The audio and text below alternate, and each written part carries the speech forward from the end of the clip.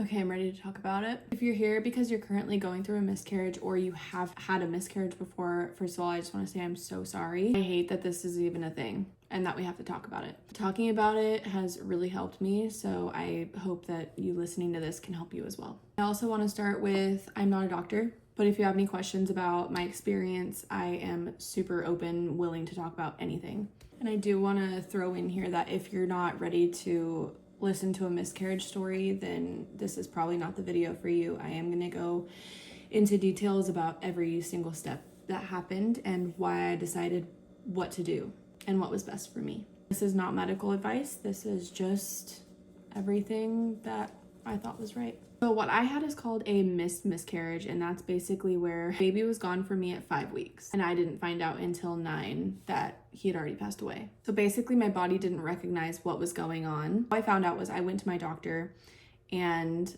like I said, I was supposed to be 9 weeks, and he's like, your baby's measuring about 5 weeks. And I was like, that's not possible. I tracked everything. And I mean everything. Period, the day it happened, when my period was supposed to start, and that just, nothing lined up to be 5 weeks. He's like, okay, you have 3 options. You can do the medicine, you can try to go natural, or we can have a DNC. Personally, I didn't want, and this is seriously so personal, it doesn't matter what you decide, it's your decision. I'm just going to explain what I did. So I decided to go through with it naturally.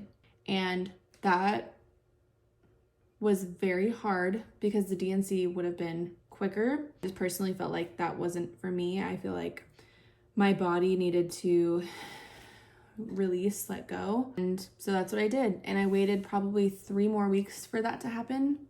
So it was a very long, grueling process. Honestly, it was. I still feel like it was the best decision for me. But where it gets weird is my miscarriage turned from miscarriage to an incomplete miscarriage. So in the middle of the night, after about 7 days of this going on, I messaged my doctor. I was like, this is still happening and I'm having contractions. Very real contractions. I've had a baby before. I know. I know what it's like to have contractions. And apparently, this is what he told me. He said, if you're having contractions right now, something is not going according to plan and you need to come in. So I came in and he's like, okay, you definitely have something stuck and we have to figure out another option. And because I was literally contracting on the way to the doctor, so I had contractions throughout the whole entire night, and then I had to wait until like 10 to be seen. So all the way through the night up until 10 a.m. I was contracting, and I was like, I can't do this anymore. So I decided that the medicine was going to be the way for me. And I would have stuck with natural. That would have been completely perfect, but because I was having contractions, I was like, this is a red flag. Something's wrong. Also, I could not pee. It felt like there was a bowling ball on top of my pubic bone. And I was like, something is wrong. I took the medicine and things started to happen, and it seemed like everything was done on, I think it was day 3. And remember, I believe it was like an 18-hour process of taking the pills. And so after that 18 hours, I knew it wasn't done. I woke up that morning and I was like, something is still so incredibly wrong. And I knew that because, again, I still was having a hard time peeing. The point where it was the middle of the night and I was getting up to pee multiple times a night. My mom was here and I went up to my mom and I was like, I might need to go to the ER right now because I can't pee. And she was like, you know your body extremely well, which I really do. Like, I'm so in tune with my body. It's an amazing thing. But especially after everything that I went through, and like, I really know my body now. So she's like, you know your body, and what do you think you need to do? Like, really think about it, because we can go to the ER right now. And I was like, this is really terrible, but I think I can push through it. So I woke up the next morning and I was like, there's still something wrong. I think I'm gonna like get ready to go. So I was getting ready to go, and then all of a sudden, whoosh, it happened. And I knew that was it. It was very relieving for my mental health And again, this is not going to be everybody's story, but this is mine. It was really good for my mental health when everything was just over, because it was like a 3+ week situation for me. And that was only when I found out. So it was actually 7 weeks total. Not that I knew the whole entire 7 weeks, but and after I felt the whoosh, I went back to the doctor and he checked everything and he's like, yep, everything is all good.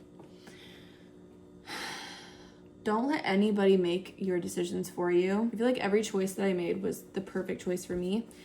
And if I had listened to outside opinions, like, I think my doctor probably would have preferred me to take the medicine like right away. But I just knew that wasn't the case for me. And I feel like if I did take the medicine straight away, I probably would have still had the blockage problem, because it was after I took all the medicine that there was still something stuck. So I don't know. I feel like I knew what I was doing.